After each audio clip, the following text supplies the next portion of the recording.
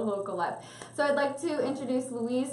She's here from the Providence Public Library. She is the exhibitions manager. So, hi, how are you? Hi, I'm great. Good. Oh, you brought us some books. I did, books, and this is the first thing we were going to talk Perfect, about. yes. This, and then we can flip it over. See, librarians are so organized. If you can scoot over just a little bit. Okay. There we go, so we have you on camera. Right. So thank you so much for joining us. Thanks for having me, Molly. And you just walked, did you walk over? Yeah, I did. It was an easy walk over here. Beautiful day out. Great day. We don't get out enough in the library. But you do have a beautiful building. We do, yeah. So you can enjoy that. Yeah. Oh, well, thank you for joining us. We're going to talk a little bit about this. Yes, America Rising, the Arts of the Gilded Age.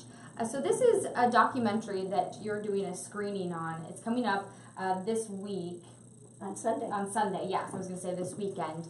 So tell me a little bit about this and how this all came to be.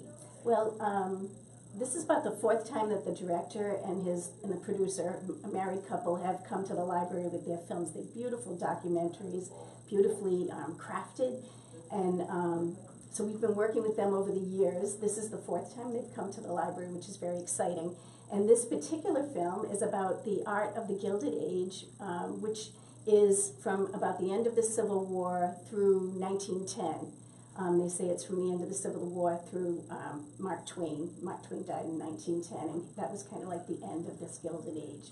And we can relate to it because of the mansions in Newport. Oh, of course. Yes. So what they do is take, they put together a film that looks at the photographs of the artwork and kind of build the history, the sense of history and the sense of time around this as you're going through. So it's a wonderful history lesson and a visual feast. Some of the artists that are going to be highlighted are John Singer Sargent, Child Hassam, and Winslow Homer, who everybody loves, as well as some sculptors and some poets, and Mark Twain, of course. Wow, and I've seen clips. So the company is 217 Films, right? Yes, yes. And it's Michael Maglaris. Sorry, Yes. as I'm looking at this. And he's based out of Connecticut, I believe, so Yeah. not too far away No. from us. And looked at some of his work. I was looking at clips, and it looks just fantastic. Yeah. So nice to be able to get someone to come over and to preview the documentary.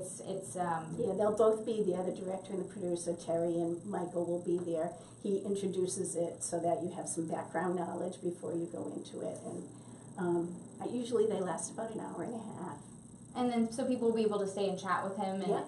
answer questions and ask questions and whatnot. Yes. And they've done a couple other films like you mentioned coming Yeah. in. So what's that like to get people in to come to the library to preview these documentaries? What's it like to get in touch with them? Yeah, just have people come in and be able to see this. I mean, do you get a pretty good crowd? Are people pretty Well, that's interested? kind of why I'm here today. Yeah. We can build some interest. Our auditorium Good. seats 300 people, so we're always looking to build that audience for the director and producer. Get new interest. Yes. All right, let's talk a little bit about, because you do so much work there. There are always new exhibitions, and you have a ton of programs. The Providence Library System does a ton of work. So the next one is, we're going to scooch this over. So I was talking about, we do food here. We like to talk about food. Yeah, I saw there was food on the calendar when I was in there. Exactly, yeah. Yeah. So on the table, and this starts, you're launching this March 1st through June 30th. So let's talk a little bit about this. And I actually have the brochure pulled up on my computer over here, so we can, I'm going to set this down. Oh yeah, so you have that too. Yes. I'm going to scoot this over, that way we can take a look at this and go through it as well.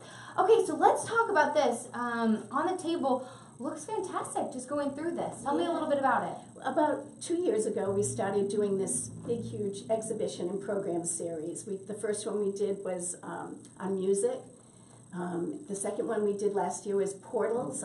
Look at the future. Look at history through the eyes of the future, or how people used to look at people in the past used to look at the future. And that was really interesting and have been very successful. So this year, when we were planning out for 5 years, food kept coming up. And we realized that Rhode Island Historical Society was also doing a food unit at that time, or a food exhibit and program. So we partnered with them to bring this to the city of Providence, and on the table is our component that we're doing. So we'll have an exhibit, a two-part exhibit. Part of it will be in the Rhode Island room, which is on level 1, and there are 8 cases in there, and the focus will be on the history and culture through the eyes of table setting, through some table settings. So we have some, we borrowed some things from Rhode Island Historical Society and the Town Park Museum, plates and dinner, Gorham silver, and plates from the old Dove Crest restaurant. We've got a case that looks at food of the future or the 50s, kind of like a kitschy kind of thing. And then historical pieces too. So looking at immigration, the effect of immigration on food and culture. So that's really exciting in the Rhode Island room. And then as you're coming into the building through the Empire Street entrance, there'll be a collage, a mural set up by our creative fellow, Carrie King. She looked at our periodicals, our old periodicals from the 40s and 50s, and created this beautiful color collage of a dining table with all the guests sitting around it. It's beautiful. It's going up today, but don't come until March. Okay, you can see it, but but come for the launch. Yeah, come for the launch. And then we're also going to have a montage of video clips, pictures of people enjoying food and celebrating using food in their celebrations with a little bit of audio mixed in. I hope people pick that up. And then Rhode Island Historical Society will also do their Recollecting Rhode Island. They'll be collecting stories about food that we'll be posting on the walls. So I think it's going to be an all-around just great. And it's really interesting that just to be able to see and to acknowledge how the dining experience has grown and changed and developed over the years, but really, I mean, it's stayed the same. It really is an experience. Yes. And to have, and especially I think about it, and I think other people talk about this, when you have a family and you sit down at the table and have dinner, or you don't, whether it's kids running around, and be able to see just kind of how that evolution has changed, and you said through different cultures, you can see how that happens too. Yes, yeah. I think it'll bring people into the library who haven't thought about food in this particular way, which is very neat. And then to complement that, we have a whole series of programs that will be running from March through June. We're going to be doing a master gardening course, kind of like an on-ramp to the URI Master Gardening. Oh, wow. That'll be an 8-session thing. There's going to be families cooking together. We don't have a kitchen at the library, so they're going to go over to the Regency next door and use their kitchen. We'll be doing a teen squad. Teens will be working with Chef Joshua Riazzi from Genesis Center, and they'll be learning about food and cooking and food safety, and they'll get a food handler's certificate at the end of that. Oh, really? So they just sign up through the library to be able to do that? Yep, just to go to our website, provlib.org, and the information is on our calendar and right on the front page. And so they can take the classes through the library and get their handler certificate. Food handler certificate. Great. Yeah, that's really special, we think. And then we have lots of things going on for adults in addition to the gardening thing. We have some authors coming, and I'm holding books here. So I'll hold one, you hold the other one. Yep, so 8 Flavors, The Untold Story of American Cuisine is by Sarah Lohman. It just came out, and we're in partnership with... this looks interesting. Yeah, it is. It's 8 flavors that shaped American cuisine. So that's cool. Garlic, salt, curry, a few others. And you find those in everything. Yes, exactly. So she kind of goes through the history of how they came to be so involved in our culture and our cuisine. And she's going to come. She's coming. She'll be. We're partnering with Lippert House Museum, so she's going to come to Lippert House. And again, Chef Riazzi is going to do some sample recipes from this. So it'll be kind of an edible PowerPoint, we're calling it.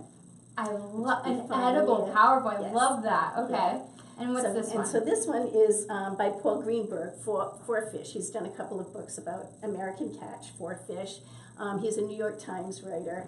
He does a lot of columns for them. And so he agreed to come for one of our Empire Club, a special conversation with Paul Greenberg. And he'll talk about sustainability. I asked him to talk about this book in particular because of Rhode Island and our ocean state mentality and the importance of fish and clams, especially my husband, to everybody here in Rhode Island. So he's coming May 19th. He's coming.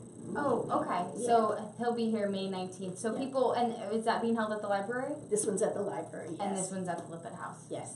And so there's a few others that are coming. Yeah, I was going to say, you have a ton of programming, not only for children.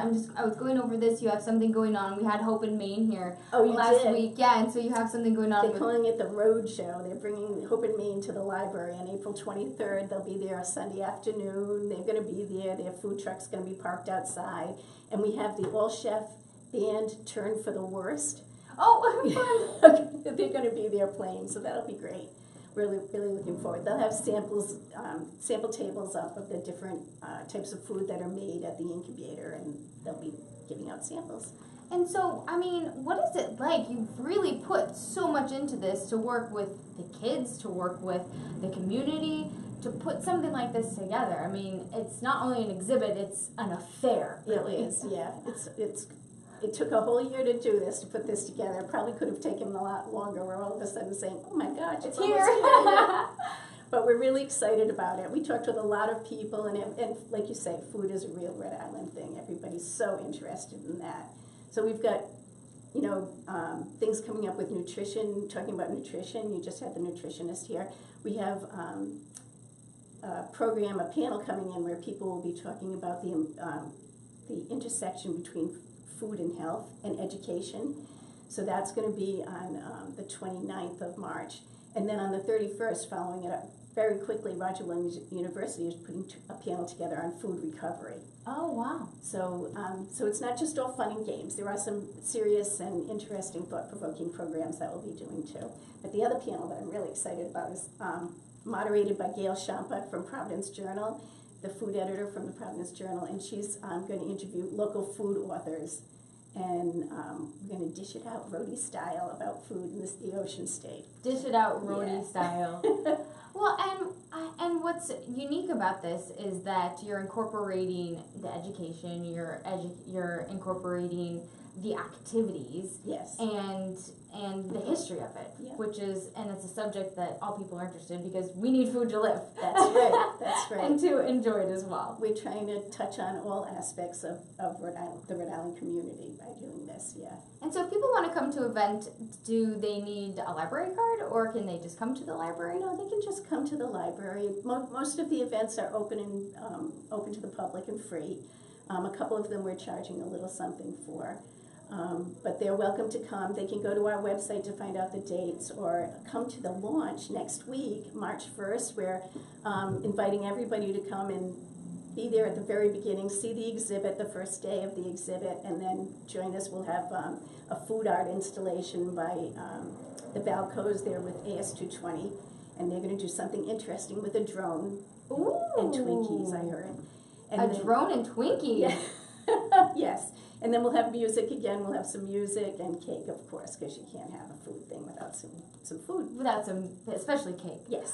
All right. Well, Louise, thank you so much from the Providence Public Library. Kicking off, we do want to mention, again, the premiere of America Rising the Arts of the Gilded Age. The documentary premieres February 26th, that Sunday, and then the launch of On the Table. See, I love that you have the visuals prepared. Isn't that great? Yeah. It reminds me. That way I don't have to pick up my phone. This launches March 1st, runs through June 30th, so thank you so much for joining us. Oh, thank you for having me. I really appreciate it, and let's keep in touch, and so we can get some of these people on the show when you have the program kick off. That'd be great. I'll mention it to them. Yeah, that'd be